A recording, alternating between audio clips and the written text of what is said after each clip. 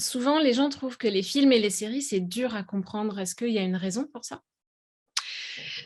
Je pense que la raison principale, c'est parce que c'est comme dans la vie, il y a aucun effort qui est fait par les acteurs ou par les personnes dans le film pour être compréhensible par des personnes dont ça n'est pas la langue maternelle. C'est vraiment comme la vie.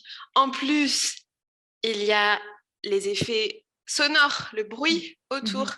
les mouvements des personnages, l'histoire à suivre. Il y a beaucoup d'informations en même temps.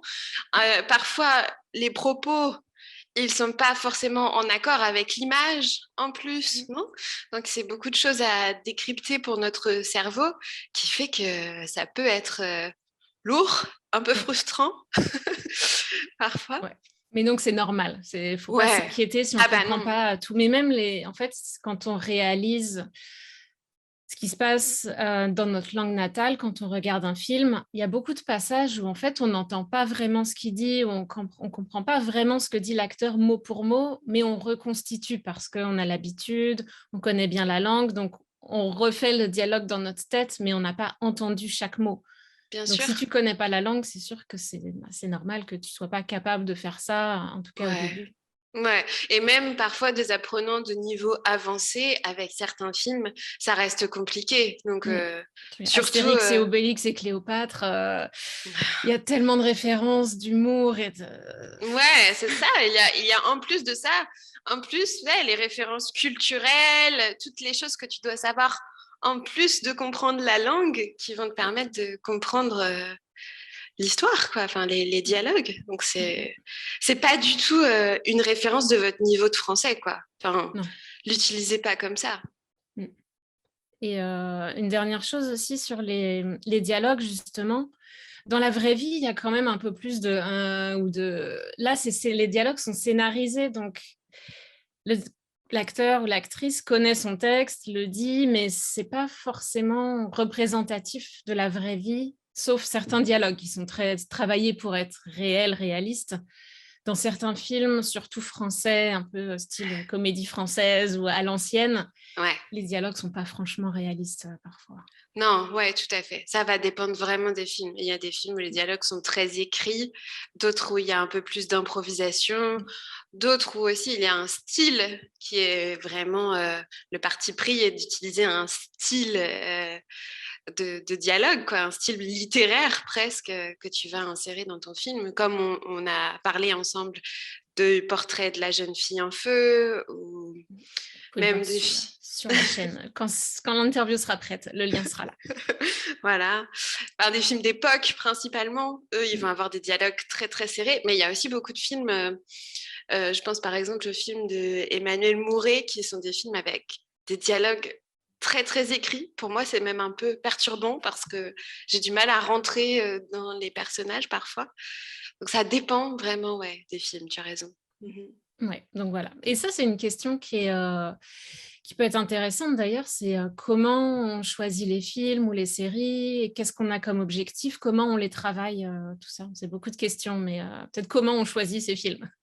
Ouais, bah, comme tu dis, ça va dépendre un peu des objectifs aussi, mais je pense qu'une règle super importante qui s'applique au film et qui s'applique à toutes les méthodes d'apprentissage que vous allez utiliser, c'est de kiffer. En tout cas, c'est vraiment de prendre du plaisir dans ce que vous faites. Donc, on ne va pas choisir un film en se disant tiens, j'ai très envie d'apprendre du vocabulaire au sujet de la santé et choisir un film d'horreur qui se passe dans un hôpital si on n'aime pas les films d'horreur, tu vois. Mm. Enfin, il faut être cohérent avec et avoir vraiment envie de voir le film, pas se dire bon, allez, il faut que je regarde un film en français. Si ça a l'air d'être le devoir après la classe ou C'est un ça. travail, c'est pas très efficace. Ça a aucun intérêt, ouais, complètement. Donc ça, c'est vraiment la règle à garder en tête. Écoutez votre intuition et ce que vous avez envie de faire. Et ensuite, bien sûr, essayez d'accorder les films que vous allez choisir avec vos objectifs. Et en France, on tourne plus de 365 films par an. Mhm.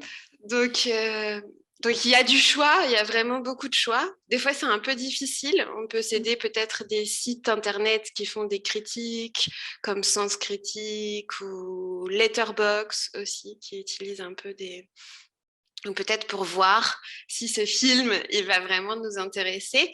Mais adapté aux objectifs, à votre niveau aussi. Et aussi, et il faut le rappeler, à votre état d'esprit. Parce que parfois, on se dit, ah, c'est le soir, je vais regarder un film. Et on se met un peu la pression en disant, je vais regarder un film français sans les sous-titres parce que j'ai un bon niveau. Puis c'est le soir, on est fatigué, notre cerveau, il est un peu fatigué. Et ça devient plus une expérience frustrante et désagréable. Et ça ne devrait pas forcément l'être. Donc oui, les objectifs, si ton objectif c'est de parler français avec tes amis, peut-être qu'il va falloir voir des films où c'est plutôt des relations amicales ou des séries avec des gens qui ont ton âge et qui vont utiliser du vocabulaire que tes amis utilisent. Et puis, après, au niveau des thématiques des films aussi, si vous travaillez dans un certain secteur, peut-être choisir des films qui ont à voir avec ce type de vocabulaire, d'environnement, etc.